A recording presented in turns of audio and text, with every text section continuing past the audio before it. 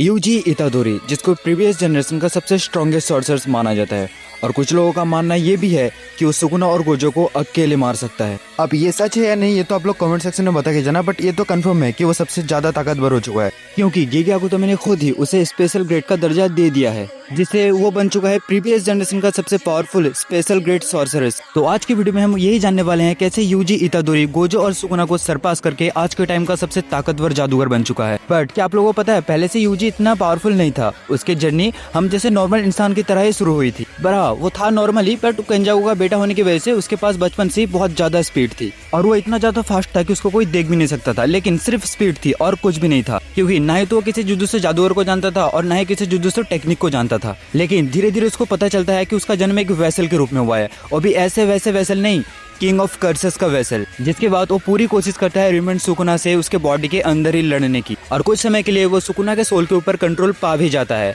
और धीरे धीरे वो हर जुजुत्सु जादूगर को जानने लगता है, जैसे गोजो, टोडो, नोबारा और मेगुमी, जो उसको एक एक करके जुजुत्सु जादूगर के बारे में और जुजुत्सु टेक्निक सिखाते हैं। बट वहाँ पे उससे सबसे ज्यादा साथ दिया गोजो सातोरू ने, उसी ने उसको मरने से भी बचाया है। और गोजो ने ही उसको सब कुछ सिखाया एक छोटा भाई मान के, और यूजी भी उसको एक बड़ा भाई मानता था, और वहाँ पे हर कोई उसको किसी न किसी टेक्निक सिखाते रहते थे। जैसे कि टोडो ने उसको ब्लैक फ्लैश यूज करना सिखाया था, जो आगे जाके वो अपनी मर्जी से कंट्रोल कर सकता था, जो कि गोजो तक नहीं कर पाता था। मेगुमी उसके साथ एक अच्छा फ्रेंड की तरह रहा, और नोबारा भी, और गोजो ने उसको श्रापित ऊर्जा का इस्तेमाल करना सिखाया। उसकी लाइफ बहुत ही अच्छे से चल रही थी, तभी आता है एक बहुत बड़ा टर्न।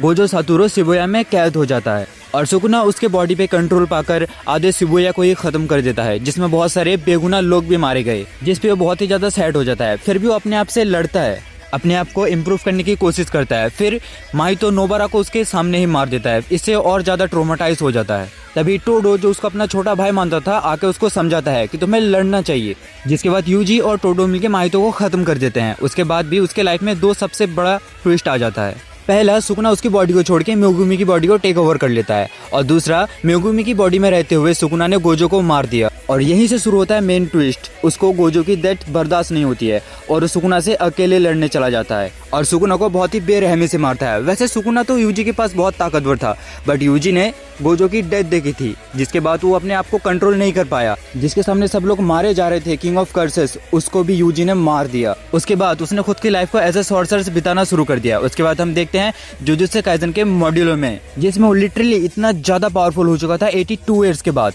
कि इस समय में वो सुकुना जैसे 3-4 बंदे को आराम से अकेला मार सकता है। और अगर सुकुना और गोजो टीम अप भी कर ले, तब भी उसे नहीं हरा पाएंगे। तुम्हें क्या लगता है, क्या सच में मॉड्यूलो में यूजी इतना पावरफुल हो चुका है कि यूजी सुकुना और गोजो को एक साथ हरा पाए? अगर हाँ, तो कमेंट में बताना, और ऐसे एनिमे से रिलेटेड और कंटेंट के लिए मुझे आज से सब्सक्राइब कर लो।